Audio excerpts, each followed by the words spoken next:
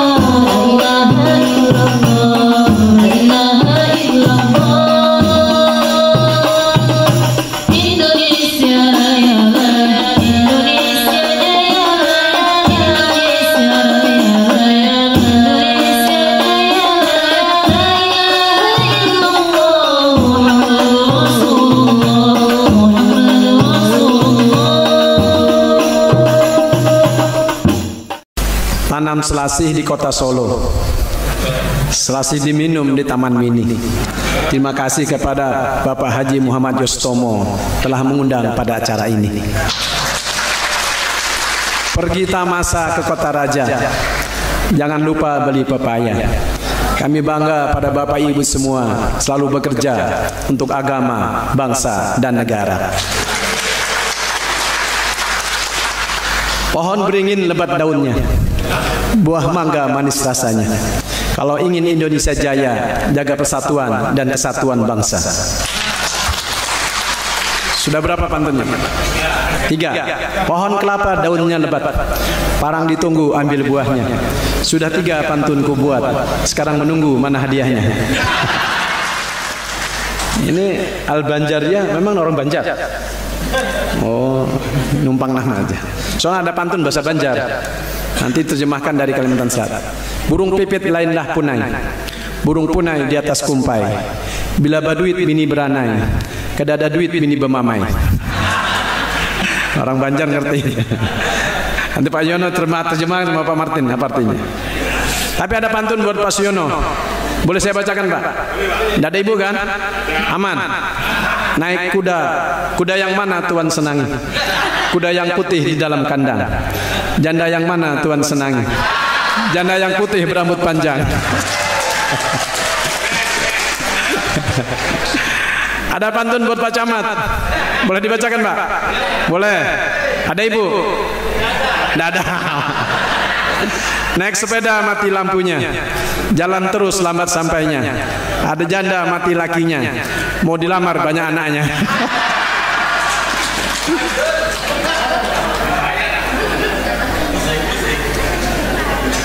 Nggak ada yang pakai jilbab biru ya?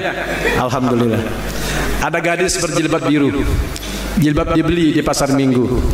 Kalau ingin jadi menantu, mari kita ke penghulu. Untung nggak ada jilbab biru. Masih mau lah? Masih mau? Ya satu lagi. Ya satu lagi. Ikan gabus di rawa-rawa, ikan belut nyangkut di jaring. Perutku sakit menahan tawa, gigi palsu loncat ke piring. Makanya kalau pakai gigi palsu ketawanya jangan terbakar. Bapak sekalian yang dirahmati Allah Subhanahu wa taala, sekali lagi saya mohon izin untuk menyampaikan nasihat, bukan dari saya tetapi dari Rasulullah SAW. Rasulullah bersabda dalam hadis yang saya bacakan tadi, ya ayuhan nas absus salam wa ta'imut ta'am wasilu arham wasolu wan nasu niyan tadkhulul jannata bisalam. Hadis ini yang saya baca adalah perintah pertama Rasulullah ketika Rasulullah hijrah dari Mekah ke Madinah. Ketika Rasulullah berada di Madinah, inilah perintah pertama Rasulullah. Perintah pertama ini luar biasa. Dan kalau saya baca hadis ini, nyaris Itu semua ada pada Bapak Yos Sutomo. Tepuk tangan buat beliau. Sebelum saya lanjutkan, saya ini mohon maaf Pak Kiai, Bapak Ibu sekalian, saya ini ikatan batin dengan beliau ini luar biasa. Beliau bukan keluarga, tapi kampung beliau itu juga menjadi kampung keluarga saya di Senyur. Dan saya masih ingat waktu saya masih SD diundang beliau, dia waktu itu umur 27 atau 23, mu'alaf. Saya diundang buka puasa di rumah beliau. Saya masih SD. Dan itu menjadi kenangan bagi saya, dikasih ampau. Walaupun jumlahnya berapa saya lupa, tapi waktu itu bahagia sekali kita dari kampung diundang di rumah beliau. Dan beliau menjadi orang termasuk salah satu orang kaya di Samarinda.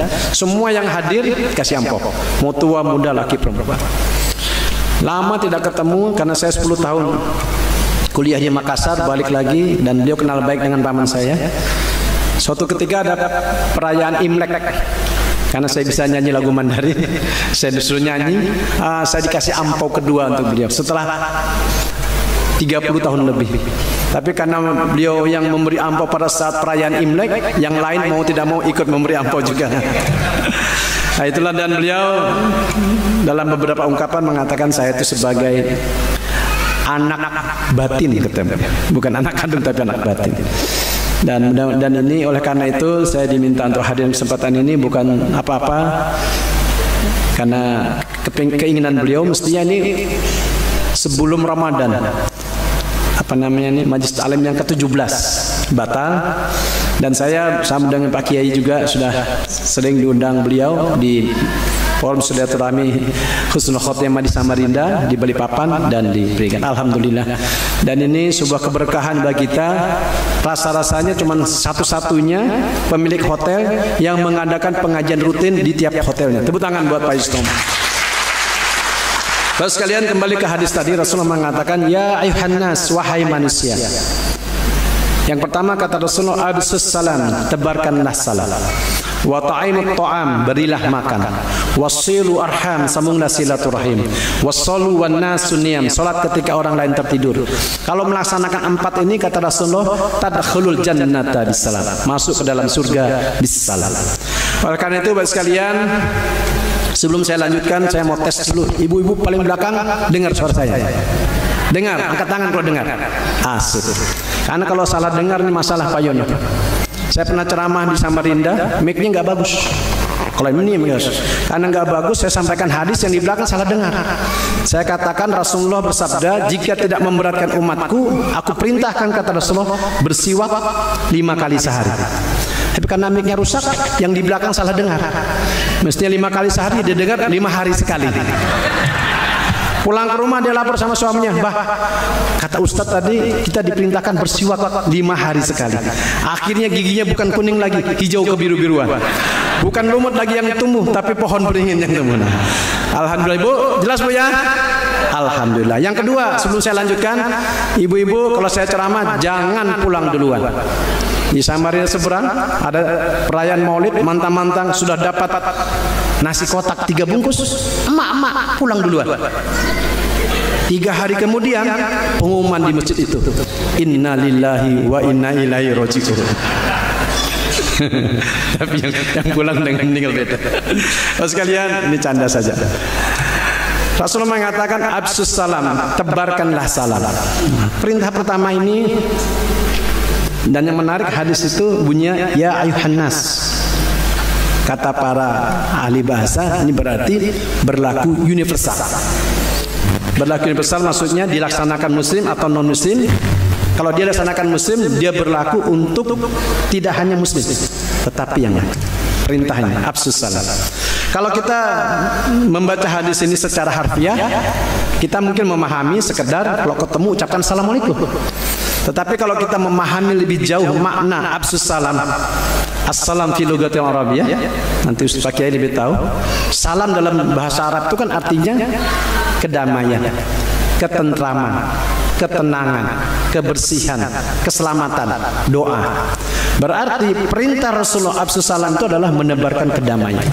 Oleh karena itu, tugas pertama umat Islam berdasarkan hadis ini, absus salam itu adalah menebarkan kedamaian. Maka saya katakan tadi itu ada pada diri Pak Yusuf. Beliau sudah mengamalkan perintah Rasulullah yang pertama tadi, absus salam, menebarkan salam. Oleh karena itu sekalian, bagaimana cara kita menebarkan kedamaian itu? Kata kuncinya adalah kebersihan hati. Tidak mungkin saya mengucapkan kepada Pak Yono, Assalamualaikum, kan artinya semoga selamat, kesejahteraan untukmu. Tapi hati saya iri dan dengki, saya benci, marah.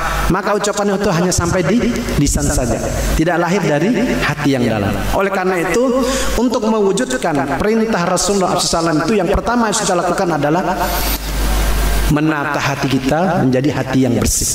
Oleh karena itu di dalam Al-Quran Allah mengatakan, yauma yanfa'u malun wala banun illa man atallaha biqalbin salim. Hari kiamat itu adalah hari yang tidak ada manfaatnya harta dan anak-anak illa man atallaha biqalbin salim, kecuali mereka yang menghadap Allah dengan hati yang bersih. Oleh karena itu sekalian, penting bagi kita semua yang hadir di sini untuk membersihkan hati kita.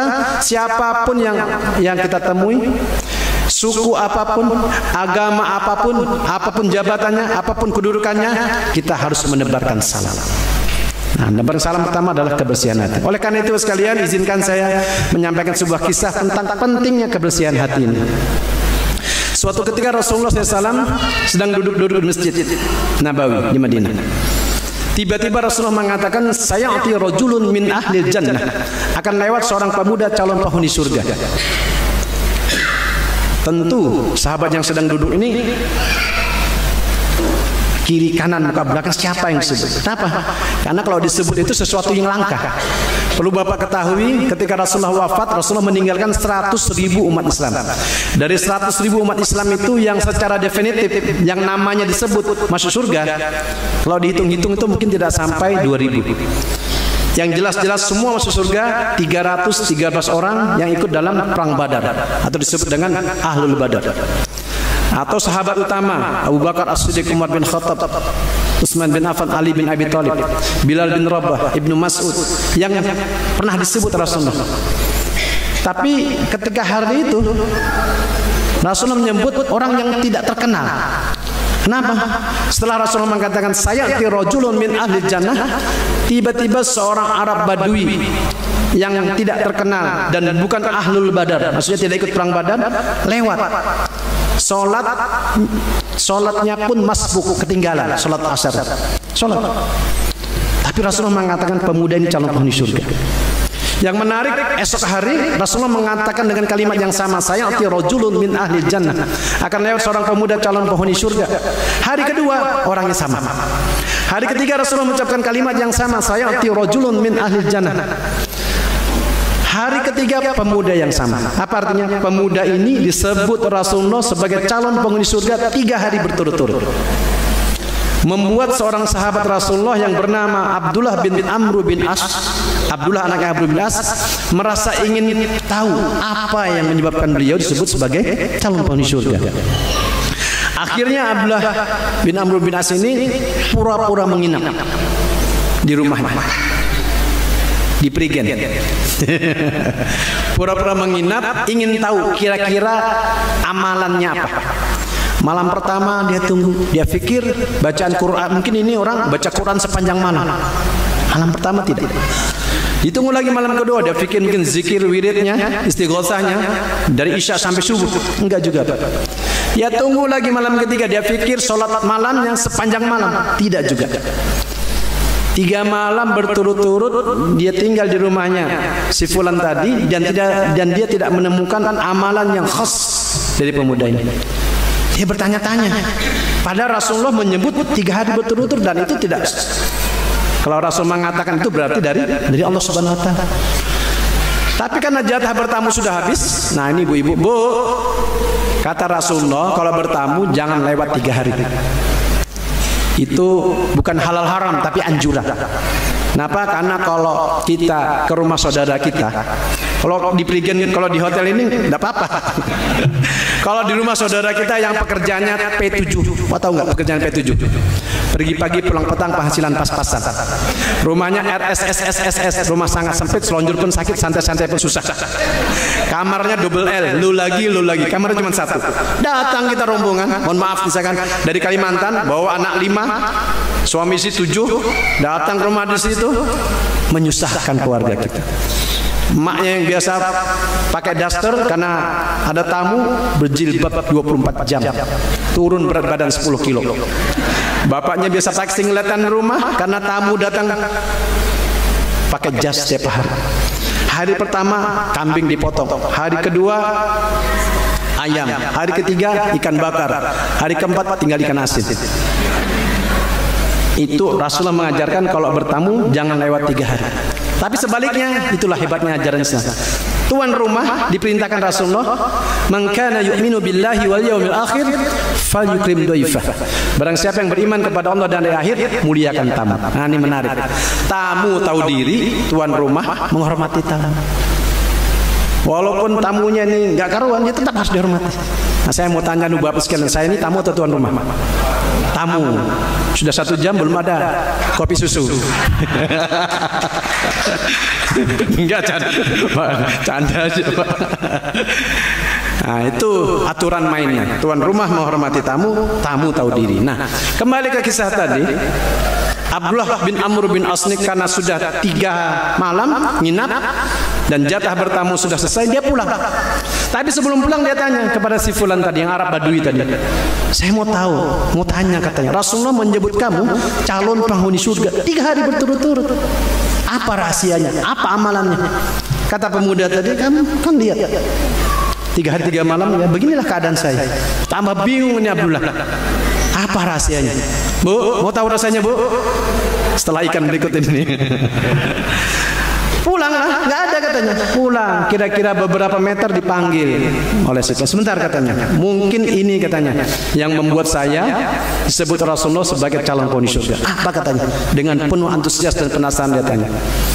Kata si fulan tadi, "Saya itu setiap malam sebelum tidur, saya bayang dan saya ingatkan semua orang yang saya temui dari pagi sampai sore.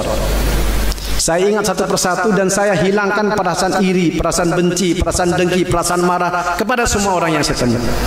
Bahkan dia berdoa kepada Allah, 'Ya Allah, andaikan besok ada orang yang menyakiti hatiku, aku telah maafkan sebelum dia minta maaf.'" Subhanallah.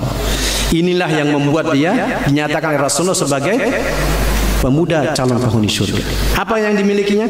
Kebersihan hati. Masya Allah. Oleh karena itu ibu sekalian, perintah Rasulullah SAW yang pertama itu, marilah kita membersihkan hati. Oleh karena majelis ta'lim ini bagian daripada pembersihan hati.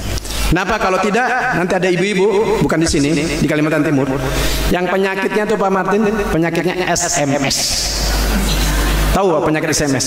Senang melihat orang lain susah dan susah melihat orang lain senang. Kalau ada orang lain yang celaka, kapok katanya, rasain. Senang orang susah. Sebaliknya kalau ada orang susah, hatinya, ini orang yang penyakit SMS. Kalau ada tetangga depan rumah beli kipas angin, dia yang terputar. Tetangga sebelah kiri beli microwave, dia yang kepanasan. Tetangga sebelah kanan beli kulkas, dia yang kedinginan. Tetangga belakang beli mobil, dia yang dibawa ambulan. Kenapa? Karena penyakit iri, dengki, benci. Oleh karena itu, yang pertama dari perintah itu adalah kebersihan hati. Perintah Rasulullah SAW yang kedua, makna keduanya menurut saya nanti silakan diperluas. Yang kedua adalah simmatusal, penampilan yang baik. Oleh karena itu sekalian, ibu-ibu, bapak-bapak sekalian, sebagai umat Islam dalam perintah Rasulullah ini, kita wajib berpenampilan yang baik, bukan mewah. Berpenampilan yang baik itu orang lain itu melihatnya senang. Bagaimanapun perawakan wajah kita, kalau ketemu murah senang. Pak Martin ini senyumnya luar biasa. Iya. Senyum. Maka Rasulullah mengatakan, jangan engkau anggap remeh sebuah kebaikan walaupun seulas senyum yang kau berikan kepada saudara. Maka perintah yang kedua ini wajib bagi kita untuk menata diri kita, jangan sampai orang belum apa-apa sudah melihat kita itu jengkel. Karena apa? Karena tampilan kita tidak simpatik. Bukan sekedar penampilan saja, masuk di dalamnya ada sikap. Makanya Rasulullah SAW, mohon maaf sekalian, bu, Nabi paling ganteng siapa, Bu? Nah ini, Bu. Dari 25 Nabi itu aja yang dihafal ibu-ibu ini. Tapi perlu ibu ketahui, sesungguhnya Nabi Muhammad SAW itu lebih ganteng daripada Nabi Yusuf. Cuma cerita kegantengannya itu tidak banyak diceritakan lagi, karena kemuliaan keutamanya itu terlalu banyak untuk diceritakan. Makanya kalau ada orang anaknya Muhammad Yusuf itu terlalu serakah. Dua orang ganteng digabungkan gitu. Enggak canda aja. Mas sekalian, makanya Rasulullah itu saking gantengnya, Ummu Salamah itu mengatakan, aku lihat wajah Rasulullah dan aku lihat bulan purnama. Berulang kali aku lihat wajah Rasulullah dan bulan purnama. Ternyata wajah Rasulullah lebih indah daripada bulan purnama. Perlu ibu ketahui sebagai gambaran, Rasulullah itu tidak terlalu tinggi, tidak terlalu pendek, seperti penceramah. Rambutnya tidak keriting dan tidak lurus. Mohon maaf, yang keriting bukan tidak sama Rasulullah, yang lurus juga bisa. Rambut Rasulullah itu berombak seperti. Iya. Ini muji sendiri Pak Yon. Rasulullah berjenggot. Nah, alhamdulillah ada jenggot sedikit. Rambut Rasulullah itu sebahu, berombak. Dadanya bidang, perutnya rata. Ini nggak masuk. Ini sama dengan Pak Yono, termasuk kelompok Garuda. Bahasa Banjar itu ganal parut daripada dada. Dadanya bidang, perutnya rata, giginya putih bersih. Dan yang menarik lagi sekalian, Rasulullah itu keringatnya bau parfum, bau misk. Makanya ada sahabat Rasulullah yang tiap hari bawa botol. Kalau Rasulullah keringatan, dia senang. Dia minta keringat Rasulullah dibawa pulang karena keringat Rasulullah bau parfum. Luar biasa. Bahkan diriwayatkan sampai meninggal dunia, bau harumnya Rasulullah itu masih tercium sampai di atas kubur. Itu kemuliaan dan keutamaan Rasulullah. Dan saya ingatkan ibu-ibu, jangan coba-coba ambil keringat bapaknya. Jangankan mau jadikan parfum, ikan paus pun pingsan. Begitu Rasulullah. Jadi Rasulullah ganteng. Sehingga bapak sekalian, semua orang yang bertemu dengan Rasulullah, belum beliau ngomong, lihat wajahnya sudah jatuh cinta, senang dengan dia. Wajahnya mengembirakan. Nah, ini makna Afsus Salam yang kedua itu adalah penampilan yang mengembirakan orang lain. Bapak lihat semua presiden kita kan ganteng semua. Menurut saya, mulai dari Soekarno, Soeharto, B.J. Habibie, Gus Dur, kecuali Megawati karena perempuan. Ganteng silakan. Megawati, SBY, Jokowi, ganteng semua. Kenapa mereka ganteng? Karena ditata penampilannya. Coba ibu bayangkan, seganteng-gantengnya SBY, ya kan Bu? Ganteng kan Bu SBY? Tapi kalau kopiahnya begini, hilang gantengnya. Seperti orang kalah judi, ya kan? Atau kopiahnya begini, karena istri pergi. Atau kopiahnya begini, utang gak lunas-lunas. Nah, tapi karena kopiahnya ditata, baru urusan kopiah, bukan urusan yang lain. Betul Pak Yono? Nah, itu betul. Itu ibu-ibu. Ini ibu-ibu luar biasa. Tadi saya turun Pak Yono, saya kira anak-anak SMA tadi. Tepuk tangan untuk ibu sekalian. Pas saya lihat KTP-nya, ternyata memang baru 17 tahun. Terus kalian, bukan untuk riya, bukan untuk menggoda orang lain, tapi untuk menyenangkan orang lain. Jadi orang lain itu ketemu kita senang. Kalau ketemu lihat wajahnya, oh senang. Lihat Pak Camat, wah luar biasa. Lihat wajah, terus senyumnya aja luar biasa. Apalagi kalau dikasih duit sama Pak Camat, tambah senang. Udah pernah dikasih duit Pak Camat? Belum. Besok nanti dikasih duit. Maaf Pak Camat. Jadi yang kedua adalah simmatus salam, penampilannya memberikan kedamaian. Yang kedua, terbalik tadi tidak apa-apa lah. Yang ketiga, lisanus salam, lisan yang dibuat sedemikian rupa, kalimat-kalimat yang kita ungkapkan itu ada kalimat-kalimat yang membuat orang lain senang. Makanya tadi kembali Rasulullah tadi, orang baru lihatnya saja sudah senang. Ketika Rasul berbicara, orang tambah senang. Nah, ini perintah. Makanya mohon maaf, banyak kalimat-kalimat yang dikeluarkan oleh pembina kita Pak Yustomo itu menjadi ikon di Kalimantan Timur. Mulai dari apa? Harmoni, aplaus, fastabiqul khairat, merdeka. Itu jadi kalimat-kalimat yang kenapa? Itu kalimat-kalimat baik. Kalimat-kalimat positif yang beliau sosialisasikan terus-menerus. Akhirnya kita ikut-ikutan. Saya kalau lagi foto bilang jempol. Ini perintah Pak Yos, harmoni. Karena bilang harmoni. Harmoni dan sebagainya. Nah, sekalian lebih daripada itu, kalimat-kalimat ini kan tertuat dalam tulisan. Oleh karena itu sekalian, jangan menulis di WA, WhatsApp yang menimbulkan perseteruan, permusuhan dan sebagainya. Ntar lagi 2024 ada konsentrasi, ada pilpres, ada pileg. Saya masih ingat Pak Camat 5 tahun yang lalu 01, 02 berantem di grup-grup WA. Saya nih juru damai. Saya japri satu, yang satu di Surabaya, yang satu di Jakarta, yang satu di Makassar. Akhirnya ada yang keluar dari grup. Kan repot.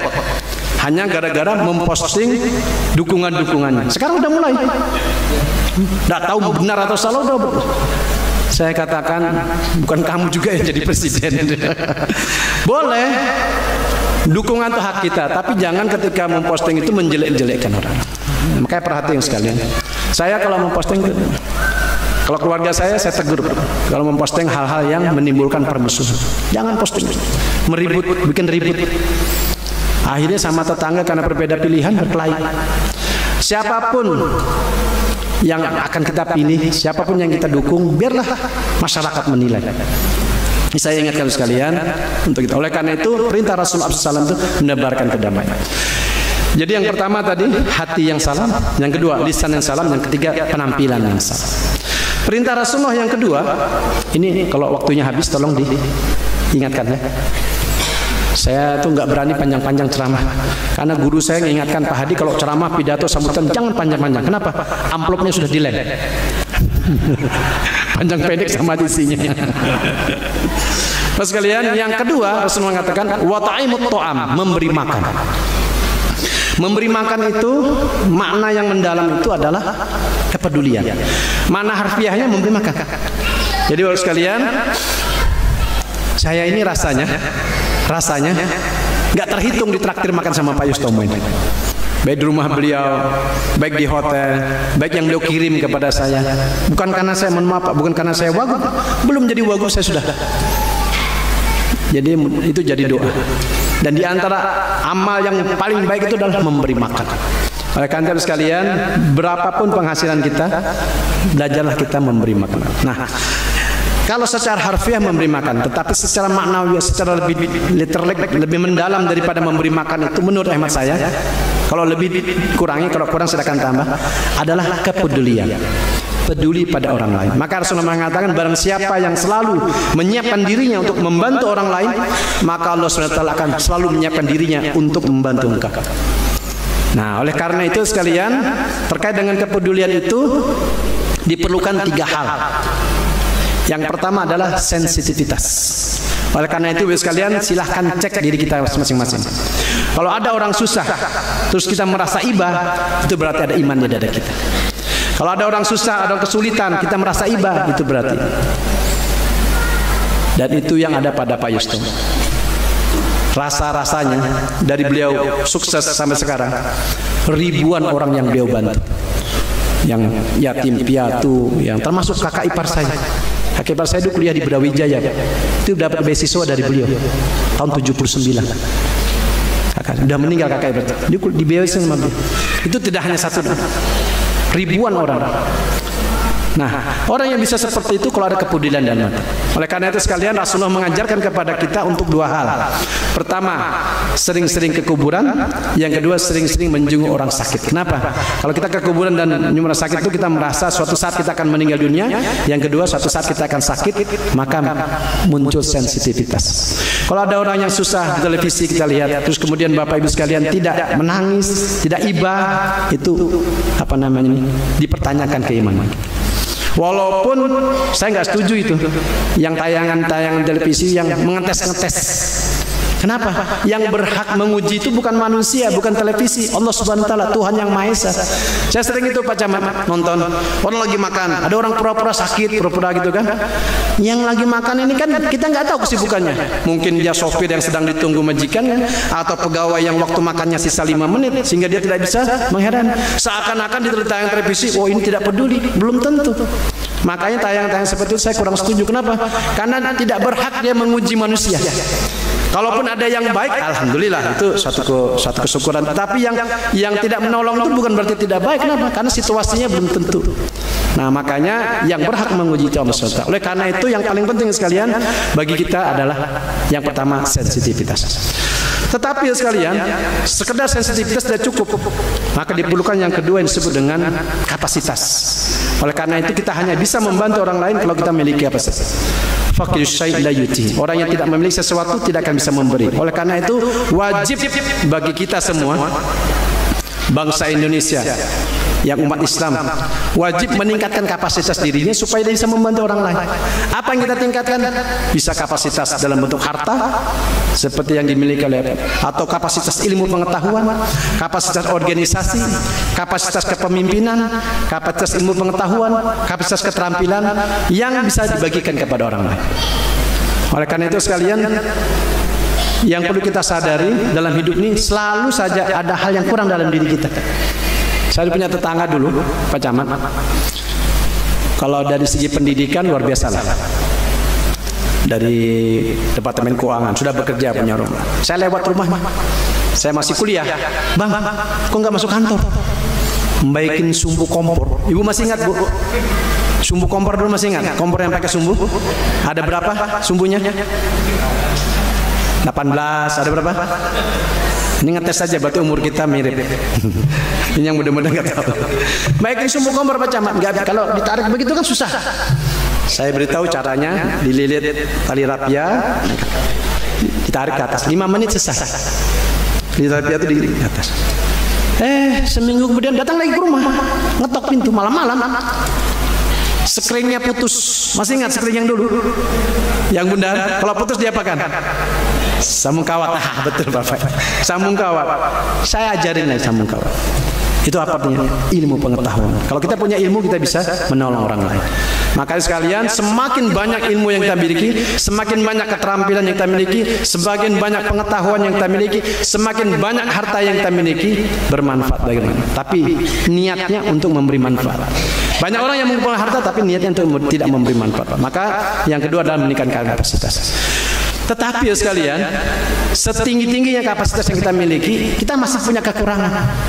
Saya baca di Google itu, Pak Yustomo ini kekayaannya hampir 6 triliun. Tapi di Google, kalau beliau sendirian nggak bisa juga, nggak bisa apa-apa. Kenapa? Dia harus punya orang lain yang mendistribusikan kekayaan. Maka ada Pak Khoto, ada Pak Yon misalkan. Kenapa? Membantu beliau. Ada anak buah. Kenapa? Kita perlu orang lain. Makanya yang ketiga harus membangun yang disebut dengan kolektivitas kebersamaan. Ini yang kaya saja harus begitu. Apalagi kita yang biasa-biasa saja. Ada saudara kita kebakaran, uang kita sendiri ya cukup. Tapi kalau kita kumpul rame-rame, Samarinda kan sering banjir. Banjiran 10.000 perlu nasi bungkus. Kita hanya bisa kasih 100, tapi karena banyak yang membantu bisa. Makanya perintah Rasulullah wa ta'am itu harus kita wujudkan dengan 3 cara. Pertama, membangun sensitivitas. Yang kedua, membangun kapasitas. Yang ketiga, membangun kolektivitas. Tapi untuk yang ketiga ini, 3 hal ini saya ingin menyampaikan sekalian, termasuk di dalamnya adalah sedekah. Bagaimana cara kita bersedekah? Saya ingin sampaikan sekalian. Pertama, dari segi ada 3 hal supaya sedekah kita itu tinggi pahalanya. Yang pertama, sedekah dari segi waktu.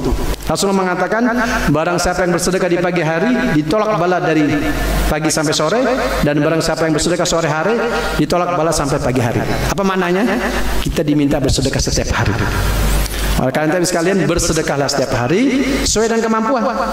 Kalau setiap hari kan berarti harus banyak. Ibu-ibu jangan sedekah setiap hari. Bapak-bapak sedekah 1 hari 5 juta. 5 juta, 5 juta. Pulang kelahi sama istri. Kenapa? Karena uang belanja terpakai.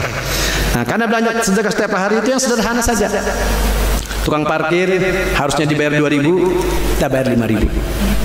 Itu bersedekah harian. Yang kedua, sedekah mingguan. Sedekah mingguan apa? Hari Jumat, Sayyidul Ayyam. Yang ketiga, sedekah bulanan. Pada saat kita mendapat rezeki. Kalau yang PNS berarti tiap bulan.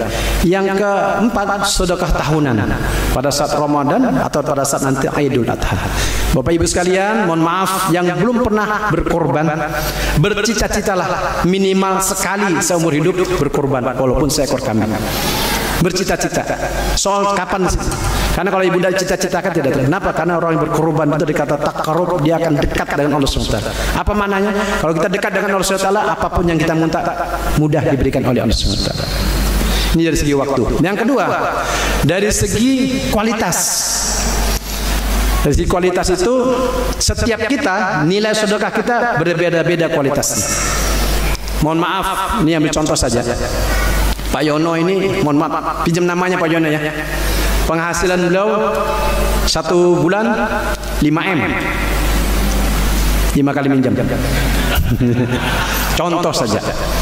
Beliau sholat Jumat, di samping beliau, mohon maaf, ini contoh saja biar mudah mengilustrasikan. Di sebelah beliau tukang ojek. Contoh saja. Tukang ojek ini dari rumah bawa uang 500.000.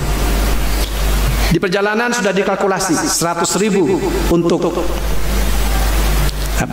apa namanya bayar pulsa listrik, 100.000 untuk 200.000 untuk buka puasa bulan puasa 300, 100.000 untuk apa namanya pulsa HP, 50.000 untuk bensin, 50.000 untuk infak di masjid. Dalam perjalanan, si tukang ojek ini baru sadar, ini Jumat terakhir bulan Ramadan. Sudah dikalkulasi tadinya 50.000 karena Jumat terakhir bulan Ramadan, khawatir Ramadan tahun depan tidak ketemu, rencana infak 50.000 menjadi 100.000. Uang buka puasa yang 200.000 dikurangi, dimasukkan infak. Sehingga pada saat celengan lewat, uangnya berapa, warna apa? 100.000 warna merah. 100.000. Kalau biru 50. Kalau coklat 5.000. Kalau ungu 10.000. Kalau hijau, nah itu hebatnya orang Indonesia semua, tawadu, tahu warna duit. Pada saat celengan lewat, tukang ojek tadi infaknya 100.000, Pak Yono yang penghasilannya 5M 1 bulan, karena dia orang kaya, dia nggak mikir lagi. Asal ambil aja uangnya, dia nggak tahu warna apa, pokoknya asal ambil di kantong. Kadang-kadang salah ambil, warna hitam, kertas karbon. Hari itu sama-sama 100.000. Tukang ojek 100.000, Pak Yono juga 100.000. Masjidnya sama, celengannya sama, harinya sama, waktunya beda aja berapa detik. Siapa yang pahalanya tinggi? Karena Rasulullah mengatakan amal anak Adam itu dinilai oleh Allah SWT pada tingkat pengorbanan yang dia keluarkan. Nilainya sama-sama 100.000, tapi yang satu tidak berkorban. Oh, penghasilannya 5M 1 bulan. Ya, 100.000 kecil saja. Tapi si tukang ojek tadi dihitung di kepalanya. Yang 100.000 dikeluarkan oleh tukang ojek tadi penuh perhitungan, penuh kalkulasi, penuh pengorbanan. Maka cara kita bersedekah yang kedua adalah dengan pengorbanan dari segi kualitas. Yang dari segi yang ketiga adalah tepat sasaran. Mohon maaf sekalian, kalau saya kasih uang pembina kita Pak Yustomo 100.000, diketawain beliau, bisa dianggap tersinggung, dianggap menghina. Tidak berarti dengan izin Allah rezeki beliau banyak. Tidak ada gunanya uang 100.000. Tapi 100.000 saya berikan kepada orang yang kesusahan di pinggir jalan, pengamen. Luar biasa. Saya kalau di Makassar, Pak, saya balik pernah saya kasih tukang parkir, kan 2.000 biasanya. Waktu itu saya kasih 50.000. Dicium tangan saya sampai air liurnya nempel. Untung nggak corona waktu itu. Apa mananya? Ada orang-orang tertentu nilai uang itu besar dia. Oleh karena itu sekalian, cara bersedekah yang ketiga adalah tepat sasaran. Oleh karena itu, bagaimana tepat sasaran? Rasul mengisyaratkan dengan orang yang terdekat, dengan fakir miskin, yatim piatu, orang kelaparan kita kasih makan, orang perlu uang kita. Nah, tepat sasarannya harus pintar kita memilih. Nah, inilah yang ketiga. Yang kedua tadi adalah wata'imut. Yang ketiga Rasul mengatakan wasilu arham, sambung silaturahim. Saya ulangi Bu ya. Rasul mengatakan ya ayuhan nas, wahai manusia, absus salam, tebarkan salam. Yang salam tadi 3. Salam hatinya, salam lisannya, salam penampilannya. Yang kedua wata'imut ta'am. Caranya apa? Sensitivitas. kapasitas dan kolektivitas. Yang ketiga, wasilu arham. Rasulullah di dalam Al-Quran disebut silaturahmi itu watawassobil haq, watawassobil sabr, watawassobil marham. Kita nasihat-nasihati dalam kebenaran, atau nasihat-nasihati dalam kesabaran, atau nasihat-nasihati dalam kasih sayang. Oleh karena itu sekalian, setiap kita ketemu orang lain ada nasihat yang kita sampaikan seperti sekarang. Nah, silaturahim itu penting. Seringkali Bapak sekalian kita bisa salah paham karena tidak silaturahim. Ada contoh kisah ini. Boleh saya kisah, Bu? Boleh. Suatu ketika seorang bapak bersama 3 anaknya naik kereta dari Jakarta ke Surabaya. 8 sampai 10 jam kan? Naik kereta malam. Kalau malam-malam pasti enaknya apa? Tidur kan? Ini anak bapak ini yang 3 ini laki-laki semua main bola di dalam gerbong. Sudah ada yang kena ketiaknya, ada yang sudah kena hidungnya, ada yang sudah. Semua di gerbong itu mukanya merengut, mau ditempelin. Anak masih kecil. Yang dia heran kok bapaknya diam aja. Bapaknya ini sudah mau jadi sasaran kemarahan orang satu gerbong. Begitu bapaknya lihat ke belakang kan dia di depan. Wih, ini mau marah semua nih. Berdirilah bapaknya. Dia kata, assalamualaikum, mohon maaf bapak sekalian. Anak-anak saya tidak tega katanya. Menegur anak-anak saya. Kami bertiga katanya baru pulang menguburkan ibu dari 3 anak-anak yang habis kecelakaan di Jakarta. Jadi karena mereka lagi bersedih, saya mohon maaf katanya. Saya tidak tega mengganggu kegembiraan anak-anak saya. Bapak tahu, yang tadinya marah, yang tadi kumisnya udah berdiri turun. Yang tadi mau marah, mau nempelin, ngasih coklat. Oh, ada kasihannya. Akhirnya tadinya mau marah enggak jadi dikasih duit. Apa? Kenapa? Karena ada komunikasi silaturahim. Itulah pentingnya kita silaturahim. Kalau kita silaturahim kita bisa memahami saudara kita. Oleh karena itu sekalian, Rasulullah mengajarkan kepada kita silaturahim. Rasulullah mengatakan, barang siapa yang ingin dipanjangkan umur dan dimurahkan rezeki maka silaturahim. Ini yang ketiga. Yang keempat, terakhir. Kalau terakhir itu ibu-ibu biasanya, alhamdulillah terakhir katanya. Lama betul ceramahnya bapak ini. Yang keempat, Rasulullah mengatakan, wassallu wan nasun niyam. Salat ketika orang lain tertidur. Makna yang pertama adalah salat malam. Saya dapat nasihat dari beliau. Bisa nyanyi lagu Cina. Dia bilang, kamu boleh menyanyi, tapi jangan lupa tahajud. Itu terngiang-ngiang terus di kepala saya. Jadi kalau saya lupa tidak tahajud, saya ingat beliau. Dia mengatakan kamu menyanyi tapi juga tahajud. Apa pesan beliau itu? Boleh dikatakan dunia akhirat harus dilakukan. Nah, tapi kembali tadi, perintah Rasulullah SAW itu pertama adalah tahajud, yang kedua adalah ketulusan atau ikhlas. Yang ketiga disebutnya adalah yang disebut dengan quwwatus silah billah, kekuatan hubungan kita dengan Allah Subhanahu wa taala. Oleh karena itu sekalian, setiap kita harus punya satu amalan yang menghubungkan kita dengan Allah Subhanahu wa taala secara kuat. Di antaranya itu adalah salat malam. Makna salat, as-salat itu adalah zikir, zikir juga berarti doa. Oleh karena itu sekalian, di antara hubungan baik kita dengan Allah itu jangan pernah berhenti untuk berdoa kepada Allah Subhanahu wa taala. Dan salat malam itu menjadi pembuka pintu doa kita. Oleh karena itu sekalian, ini sedang apa namanya nih? Apa Pak? Ibadah haji. Bu, ada saudaranya naik haji? Ada. Angkat tangan yang keluarganya naik haji. Banyak. Ada kan? Tetangganya ada. Teman. Satu minta saya, Bu. Jangan titip oleh-oleh sama saudaranya. Nyusahin saudara. Betul? Betul. Yang titip apa? Titip doa. Tapi waktu saya haji banyak juga titipan. Ya masa kita tolak. Akhirnya saya berdoa Pak Molis. Saya berdoa, ya Allah, berikan saya kesempatan untuk banyak beribadah dengan khusyuk dan berikan saya kesempatan untuk membelikan oleh-oleh. Sampai berdoa, kenapa? Karena nyusahin. Nyusahin tanda kutip. Pernah ada teman saya, Pak Hadid, saya titip katanya parfum mereknya ini. Tokonya itu di sini.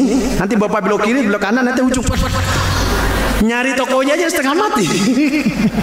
Jadi ibu-ibu, jangan titip oleh-oleh, Bu. Kasihan nenek sudah 90 tahun titip oleh-oleh lagi.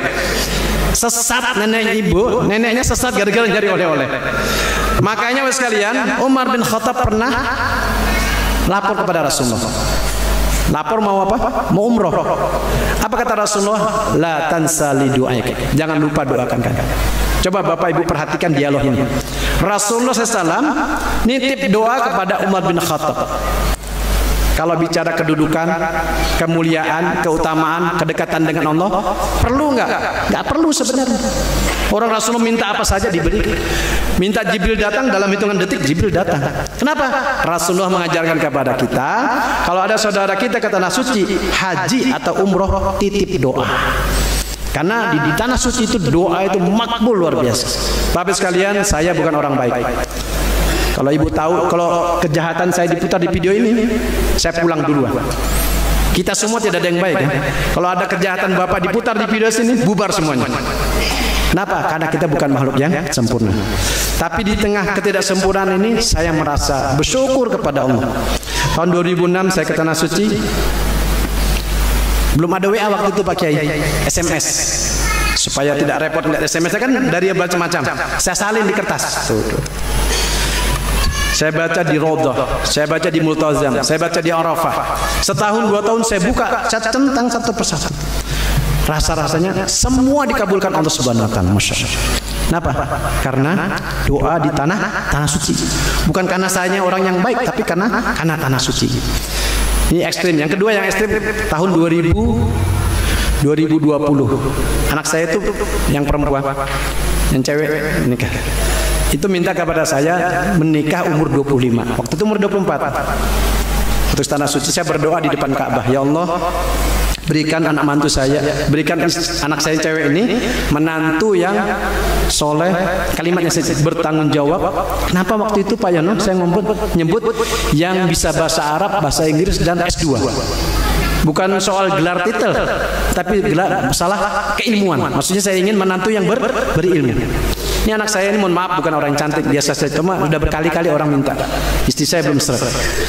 Setengah tahun pulang umroh, itu 14 Februari 2020, 13 hari sebelum COVID ditutup. Sebelum Saudi Arabia menutup. 27 Februari kan tutup. Setengah bulan kemudian, calon mantu saya waktu itu calon mantu, ditawarkan temannya, mahasiswi kedokteran untuk dijodohkan. Dokter, sudah jadi dokter. Dikirimlah fotonya bertiga, anak saya di tengah. Dia katakan, saya nggak tertarik sama yang dokter ini, saya mau yang di tengah ini. Pernah ketemu di musola katanya. Karena anak saya kuliah di psikologi, dia S2-nya di. Terus kata yang temannya tuh, serius, kenapa? Anak Wagub ya. Saya cobalah, siapa tahu jodoh katanya. Dikirimlah biodatanya Pak Yon. Pas saya baca biodata, saya kaget. Persis seperti doa saya di tanah suci.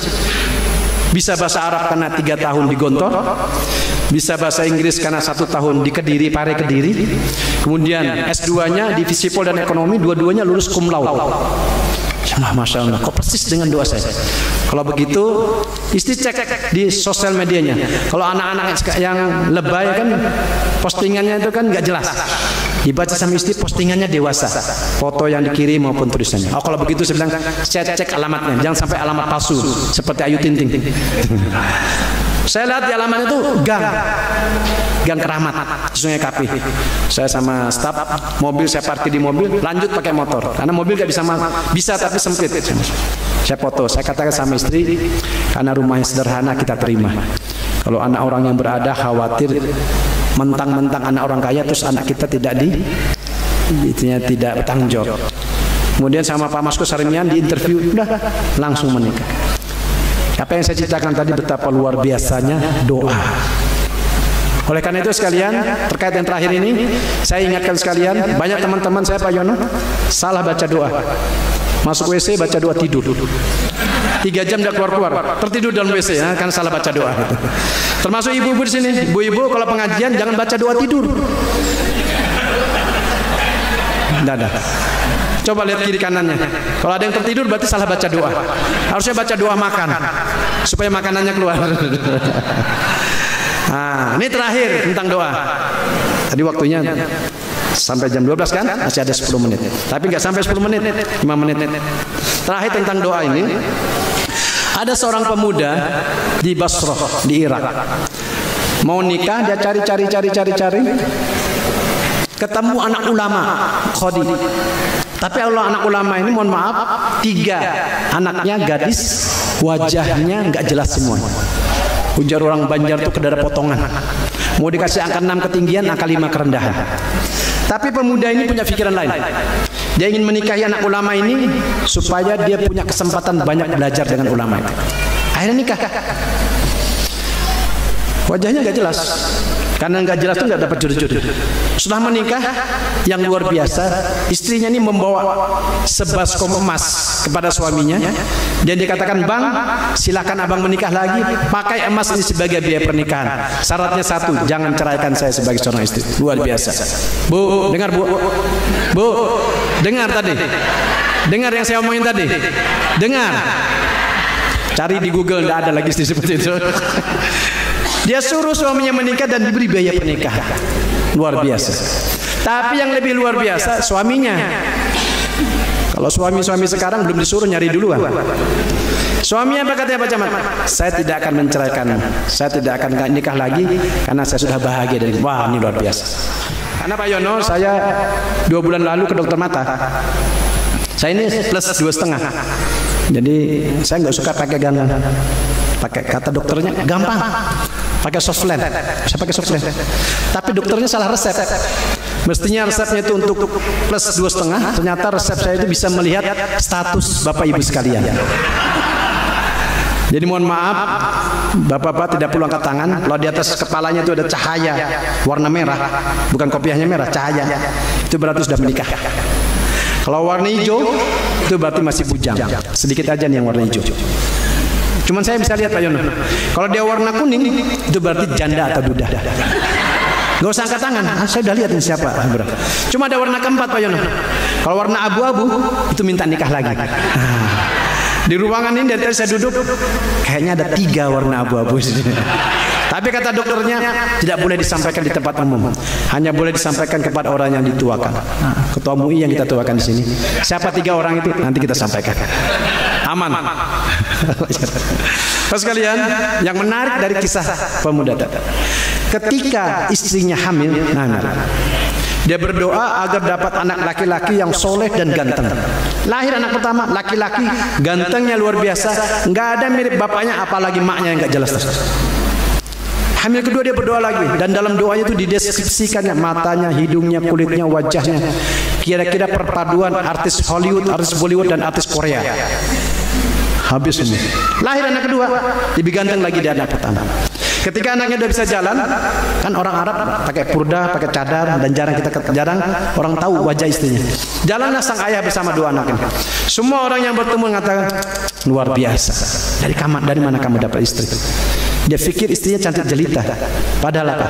Berkat doa. Oleh karena itu sekalian, sebagai penutup jangan lupa kita mendoakan anak kita, mendoakan orang tua kita, mendoakan suami istri kita, mendoakan orang-orang baik sekitar kita, termasuk kita doakan Bapak pembina kita, Bapak Haji Muhammad Jostomo.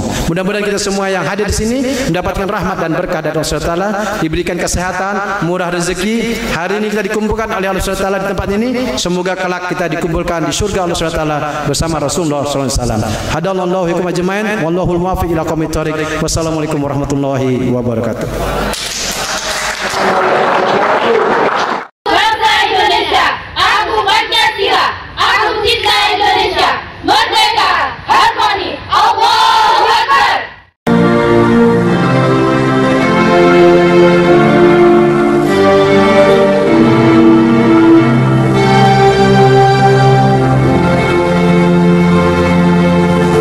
Pada